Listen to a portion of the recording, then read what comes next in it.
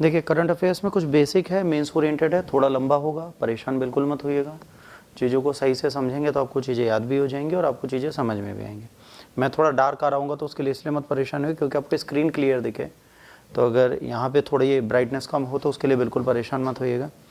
चलिए, ये जो आपको ब्लर सी इमेज दिख रही है, एक्चुअली ब्लर इमेज नहीं है, ये आपको पॉल्यूशन जो इंडिया में फैलता है उससे रिलेटेड चीज़ें बता रही है। देखो थोड़ा पीपीटी में इमेज अगर ऊपर नीचे होंगी तो उसके लिए परेशान नहीं होगा, मैं उसे समझा दूंगा आपको। यहाँ पर क्या हो रहा है, यहाँ पर सिंपल सी चीज़ क्या हो रही है, जो पॉल्यूशन है उसका लेवल क्या है, तो यहाँ पर ये बोला गया है जितनी भी आपकी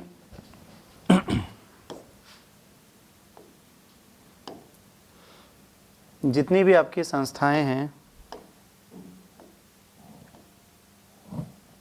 ठीक है, जितनी भी आपकी संस्थाएं यहाँ पर काम कर रही हैं उनके साथ एक प्रॉब्लम ये आ रही है कि एयर क्वालिटी पे वो काम नहीं कर पा रही, वो नहीं कर पा रही, वो एयर क्वालिटी पे प्रॉपरली वर्क नहीं कर पा रही, और वायु जो है हमारे देश के किसी भी शहर की शुद्ध नहीं मानी जा रही। हर एक शहर की वायु जो है वो अशुद्ध है, और ये अशुद्ध वायु कहीं ना कहीं सबको परेशान करते हुए दिखती है। अब WHO ने भी एक पूरी वार्निंग दे रखी है, उसके बारे में उसने बता रखा है भाई यहाँ पे क्या क्या चीज़ें हैं, कैसे चलेंगे, उसके बारे में इन्होंने बता रखा है। तो देखिए यहाँ पर क्या देखा गया है, यहाँ पर बेटा गया है पार्टिकुलरेट मैटर कितने हैं, एनुअल कितना होना चाहिए, सी लेवल से ऊपर कितना है, क्या चीज़ें हैं। तो यहाँ पर आपको देखना पड़ेगा कि पॉल्यूटेंट कितने होते हैं, जो 2.5 से माइक्रोन से भी नीचे होते हैं, ठीक है, वो कितने हैं, और पार्टिकल जो पार्टिकुलेट पर माइक्रोन है वो 10 से नीचे कितने हैं, ओजोन का कितना डैमेज होता है, कितने घंटे का उसका डैमेज है, नाइट्रोजन कितनी है, कार्बन डाइऑक्साइड कितनी है, इन सब बेसिक चीज़ों को देखा जाता है। तो अगर इन सबको आप ध्यान से देखिए तो आपको ये पता चलेगा कि जो हमारे यहाँ औसत आर्द्रता रहती है जिसकी हम बात करते हैं, जिससे हमें चीज़ें पता चलती हैं, कहा जाता है 5 से ऊपर नहीं होनी चाहिए। 2005 से ये 10 से ऊपर चल रही है, ठीक है। NO2 की जो आर्द्रता है वो 10 से ऊपर नहीं होनी चाहिए। ओजोन जो है वो 60 से ऊपर हमारे यहाँ चल रहा है। वार्षिक जो सांद्रता है वो 15 से ऊपर चल रही है। तो कहीं ना कहीं कोई ना कोई ऐसी चीज़ें हैं जो कहीं ना कहीं हमारे इन्वायरमेंट को ख़राब कर रही हैं। अब ये हमारे इन्वायरमेंट को ख़राब कौन कर रहा है, कैसे कर रहा है, ये क्यों हो रही हैं, इनकी बातें समझना बहुत ज़रूरी है। जो जाहिर सी बात है, जो गुणवत्ता चेक करने की बात होती है, तो गुणवत्ता चेक करने के लिए बहुत सारी चीज़ें हैं जो यहाँ पर काम करती हैं, और वो इन चीज़ों को रेगुलेट करती हैं और उनको कंट्रोल करती हैं। ये बताती हैं कि भाई कैसी गुणवत्ता होनी चाहिए। तो यहाँ पर बात आती है कि WHO यहाँ पे सबसे बड़ा काम करती है। WHO इसकी गुणवत्ता की जांच करती है, और इसकी गुणवत्ता की जांच करने पे ये कहती है कि भाई गुणवत्ता हम बता सकते हैं, बट कोई लीगल बाउंडिंग नहीं है, मतलब कोई लीगल फ्रेमवर्क हमने तैयार नहीं किया, किसी के तहत हम आपकी बात मानेंगे, इसी के तहत हम आपको अपने साथ रखेंगे।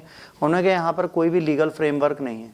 तो यहाँ पर जब कोई लीगल फ्रेमवर्क साइन नहीं है तो कोई भी कंट्री उसके लिए बाउंड नहीं है कि उस चीज़ को प्रॉपर मैनर में करेगी, ठीक है। अब प्रदूषण के लिए अलग अलग नियम है, जैसे हमारे यहाँ 1981 का नियम चलता है। अब सोचिए 1981 से लेकर 2024 तक क्या प्रदूषण का लेवल बदला नहीं होगा? क्या रीजंस ऑफ द पॉल्यूटेंट बदले नहीं होंगे? बिल्कुल बदले होंगे। बट यहाँ प्रॉब्लम यह है, इतनी चीज़ें बदलने के बाद भी हम उन चीज़ों में यही कोशिश करते हैं कि ये सारी चीज़ें हमारे लिए पॉजिटिव रहेंगी और हमारे लिए काम करते हुए दिखेंगी। ऐसा एक्चुअली होता नहीं है बेटा।